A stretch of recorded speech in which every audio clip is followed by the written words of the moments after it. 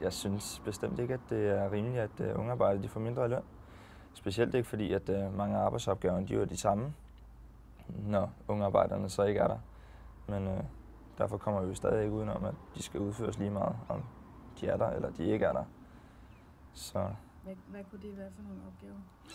jamen altså for eksempel det med at fylde varer op, det skal jo gøres også, selvom ungarbejderne ikke er der.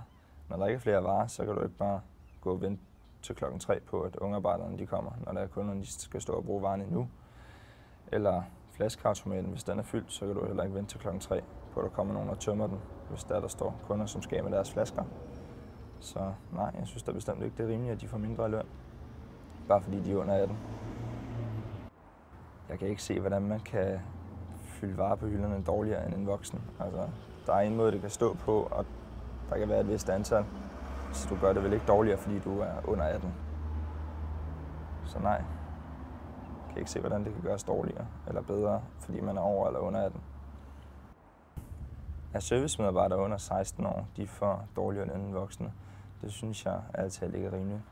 Blandt andet fordi arbejdsopgaverne de stort set er de samme, hvad enten du er over eller under 18. Så det med, at de får dårligere løn, det synes jeg heller ikke, du skal have, bare fordi du er under 18.